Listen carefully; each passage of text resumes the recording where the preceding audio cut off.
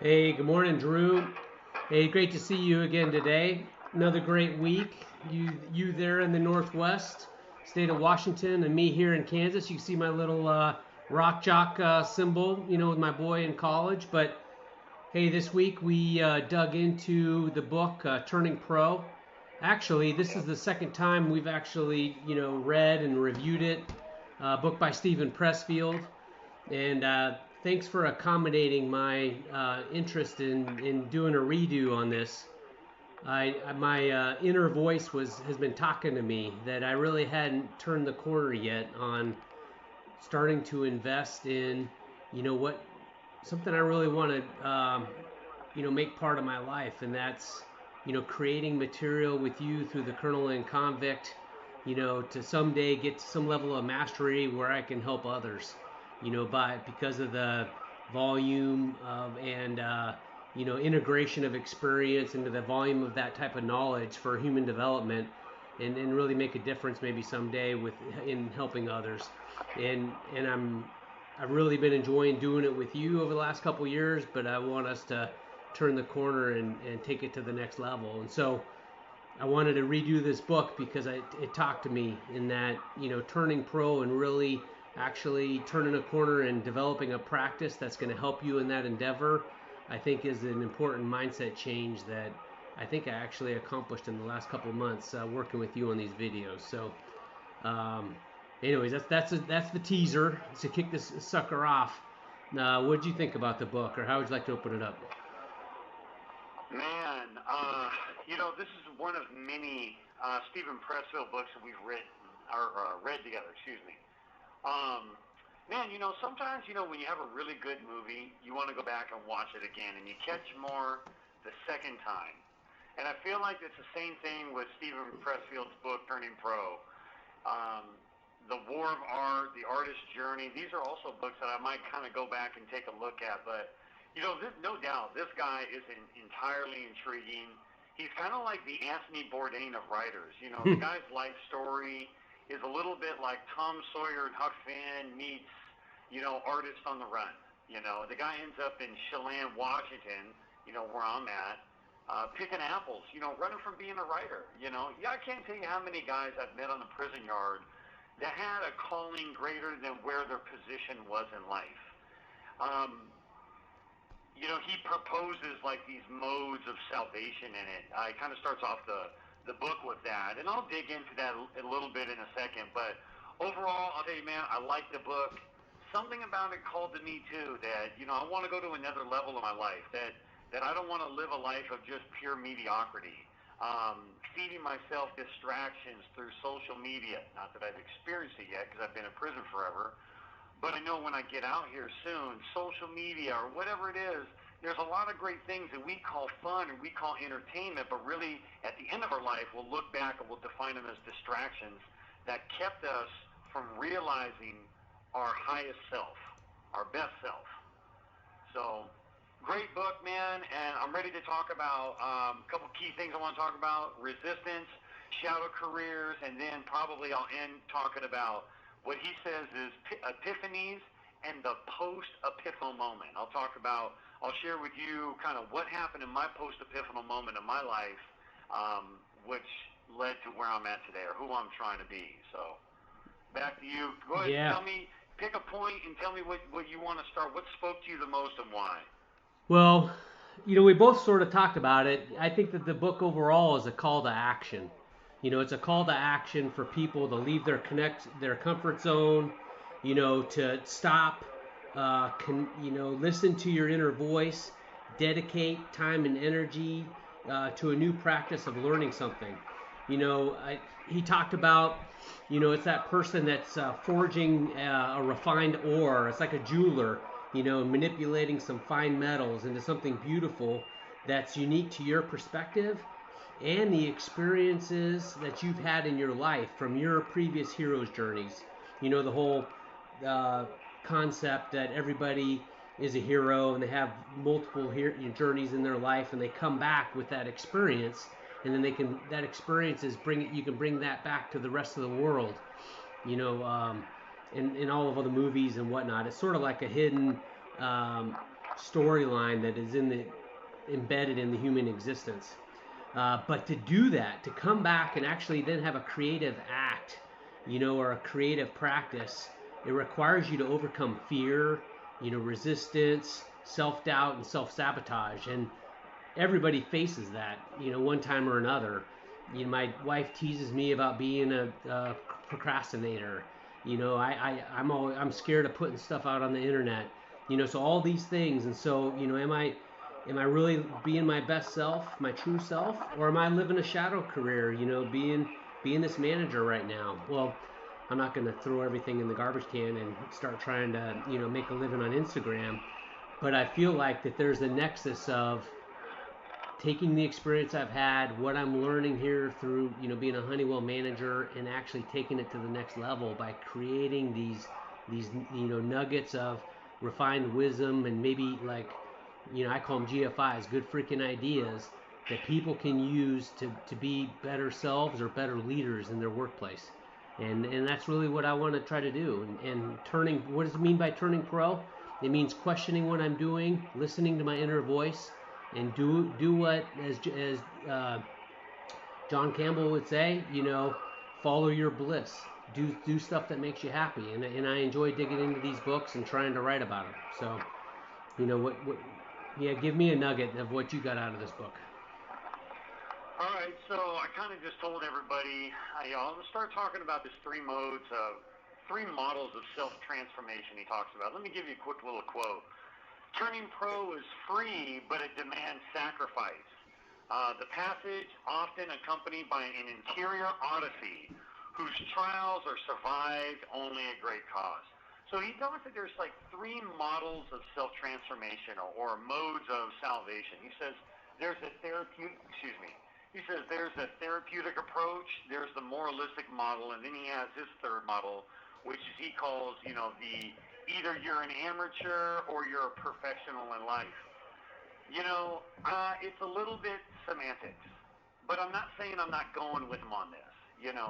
I understand that there's kind of like a little bit of an under jab at maybe like typical faith, like being a Christian or something. But, the fact of like saying, hey, it takes sacrifice to find your truest self or your best self is no different than anybody that's pursuing, their best self in Christ or whatever. So, that's a little semantic, but I mean, that's kind of how he's undergirding. This is his big concept, the amateur professional. This is, which category are you in? And ultimately, he's saying the amateur is just missing the mark in life. That you're just going through life just to get through life. Today, I ran the Murph. And, and I'm going to tell you, maybe hey, what's the Murph? It was freezing cold up here in the Northwest when I went out. What's the Murph? The run. I mean, there was frost on everything. Immediately, I wanted to give myself a list of excuses why I couldn't produce a better time in this particular exercise today. I could have done that exercise and just done it just to get it done, or I can do it with the intent of setting a new personal best record, which is what I did today. But it sucked, and it was cold, and I had to push, and I had to dig deep, and I had to find reasons why I wanted to get better. And that's kind of like an overlay of what he's saying in life. Are you engaging with life just to get through it, or are you finding the best you in it? We have this saying here, say it on the weight deck. We say when people are working out, we say this: if it was easy, everyone would do it. That's why everybody's not on the weight deck. That's why everybody's not running the Murph at 8 o'clock in the morning when it's frosty and 40 degrees outside. And Steven Pressfield's basically saying that too. Hey, if becoming a great writer is easy or was easy, everyone would do it. But it took sacrifice. And this guy had this crazy odyssey of ended up picking apples in Washington and riding the rails and doing all sorts of crazy things to really find the grit he needed, kind of to quote Angela Duckworth a little bit, the grit that he needed to become the person that he feels that he was destined to become, which I agree, because here I am in prison, thousands of miles away from wherever he is, meditating, thinking about, dwelling on his book. So I think the big thing is this, is for us to consider, am I dedicating myself am I okay being average at everything in my life? Do I want to be an average husband? Do I want to be an average athlete? Do I want to be an average blogger, video blogger, whatever we're doing? Or do I really want to tap into some greatness? And the truth is, I feel like I've been um, like a C student, which is passing, but it's not great. It doesn't get you in any great schools, but you're not flunking. And I feel like I've been, a C, maybe a C. I've had C plus moments in my life, but I definitely want those A moments. I want to look back on my life and say, not that I was okay in a bunch of stuff, but I want to look back and say, man, I was as great as I could possibly be, at a few things. So, go ahead. Back to you. All right. Hey, well, Drew, that's pretty good. I I totally relate with where you're at, in desiring to take it to the next level. While you were sketching, or while you were talking, I sketched this up here on the dry erase board real fast. And I think it is that spectrum that you said, hey, it's somewhere between being amateur and being pro, right? But I think that threshold, here you're distracted and you're just bumbling through life like a pinball, no real direction, just bouncing all over the place, getting distracted, procrastinating, etc. But if you start moving up that mountain, I think that you first come to that poem that I really like by Robert Frost. The road not taken, where you actually choose to go at a different path that other folks haven't gone, and you do it because you're listening to your inner voice that there might be something unique there.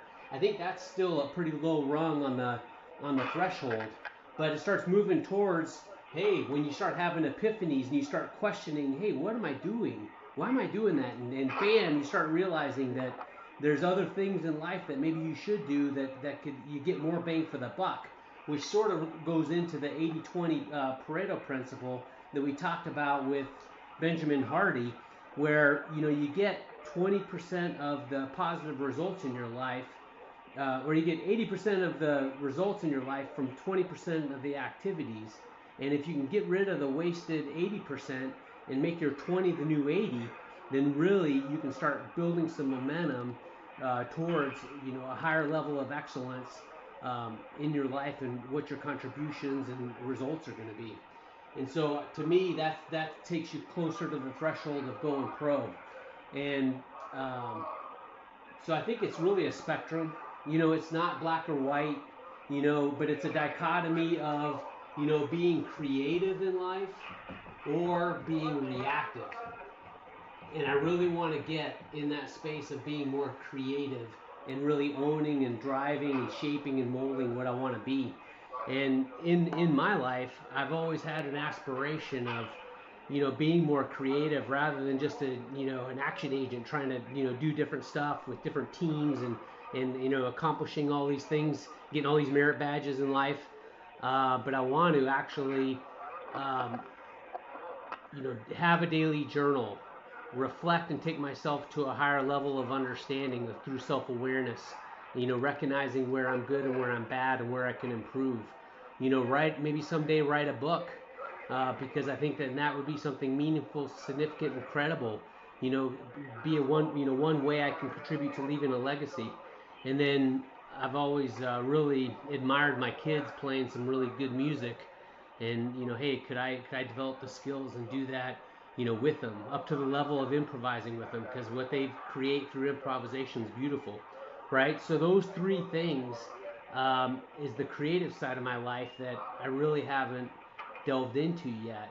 And these interactions with you and the idea of working on that daily journal towards maybe writing a book someday is really motivating me. And I'm starting to try to build the practice to actually make that come to fruition.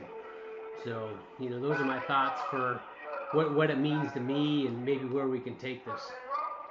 So, what did you think about epiphanies? I know yesterday you said that was a good one. That was really good. I really appreciate your thoughts there. Sometimes we used to do these team workouts at the last joint I was at, and depending on the weather, the condition, if during the winter time or something like that, if the bar was going to be frosty, Someone would go up there with a towel or some sort of rag and kind of knock the frost off or some of the rainwater off of the pull-up bar. Maybe we have like a track that we're running around, and, there could be water or loose gravel over there. We might say, hey, when you're coming around that bend over there, pay attention to such and such condition. See, anybody can have a dream, you can have a goal, but it's also really important to acknowledge what stands between you and the goal. And this could be highly individualistic depending on, what we're going through in life or wherever you are in your life spectrum. It could be responsibilities, your job, or in our case, it's your sentences or whatever. And that's what he talks about, Steven Pressfield, when he's talking about resistance and shadow careers. Here is your amateur self, and here's your best self, producing your best work, making your best impact on life. And it doesn't mean everybody has to be an author, everybody has to be a podcast preacher. Maybe it's about being a great mother, being a loving husband, maybe being a great community member. There's being great at whatever you do, turning a wrench, fixing a sink. Yep. But you have to be aware of what stands between you and who you want to become. And that helps you, because if you're cognizant of that, right, you're not running into things blind. You have to be, the resistance, he says, is distractions. And I know about that because, dude, I've been distracting myself since the 1980s when we finally got, like, cable TV and I got to see MTV for the first time, and it didn't stop there into the 90s, completely, entirely distracted all throughout high school until my high school said, hey, take a hike. You haven't even really been here for 3 years. You've been here for 3 years, but you've done nothing because I was a master at embracing distraction. And that's kind of the shadow career thing. I was running from who I really wanted to be. I didn't really realize who I wanted to be until in the conventional sense it was too late, but it really wasn't too late. And that's the blessing of life, is that when you think it's too late, or when the typical response would be that it's too late, it's not too late. So, resistance is about distractions. It's about pushback. It's about things that are getting in the way of who you want to be. And the shadow careers is sometimes we're doing something that is a metaphor for who we should really be. And that's a tough thing to dissect because that takes a lot of just true inward inspection to say, man, what am I doing versus what should I be doing? And I'll just cap this off because we're running out of time. But the epiphanies and the post-epiphanal moment. Obviously the epiphany to me, sitting in the jail cells, not only did I destroy one human life, but I wrecked and ruined plenty others in the process. And my epiphany was everything about me, my morals, my lack of values, my habits, my lack of skills led to this devastation and destruction of my life. Wow. You have that moment where you recognize who you want to be, and then there's another moment where you recognize everything that you're not. Now, the post-epiphanal moment is what determines your destiny, is that what do you do after that epiphany? And, I like what he says. You either reconstitute your BS in life or you decide to turn pro, right? And so turning pro for me in that moment was deciding that I want to be the best human being I could be, regardless if my life was getting ready to go to the depths of maximum security prison. I wanted to be the best version of the person I could be. So that was my first moment of turning pro, giving my life to God. Anyways, I'll give the last couple of minutes to you. Yeah, that's a pretty good one.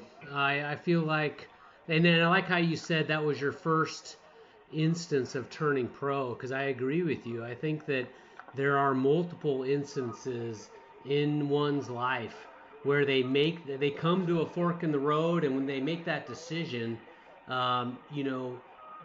to up their game and to go and change your habits and change your mindset and your practices, to really try to make a difference in yourself and maybe in the lives of others.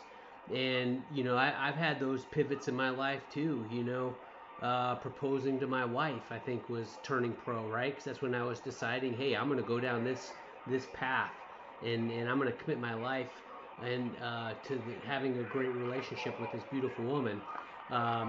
deciding to volunteer for special forces. That was another path. So I think that, it needs to be a significant event that you almost remember that day, until your deathbed. And so I think that's what constitutes that high level of decision and transformation that constitutes turning pro that Steven Pressfield gets at. But I think it's an important concept, because if you really want to take yourself to the next level in life, in various stages, different learning curves that you decide to go up, you have to be willing to emotionally make that investment and that leap, that jump into the chasm and go for it. Otherwise, yeah, and that's that Pareto principle. That's that 80-20. Yep. That's every time you start pursuing your 20%, you have to find a new 80% to get rid of. Yep. So you're constantly shaving yourself in life. You're constantly trying to find the best self. It's a never-ending process. Yep. So, hey, okay, Drew. man, this is a good book, man. Good author. I'm glad we talked about him. How can people? We want to know. Here's our book, Shadow Careers, Resistance. What is your life metaphor for right now? How can they contact us? Yeah, colonelandconvict.com, also Colonel and Convict on Instagram. And it is great to talk with you again, Drew. Yeah, you too. We recommend this book, Steven Pressfield. Go out and pick it up or watch it, read it on your Kindle. And whatever it is, man. I love you, cousin. Have a good day, man. Yep, and it's worthwhile to take the call for action. Love you too, buddy. Talk to you again next week. All right, man.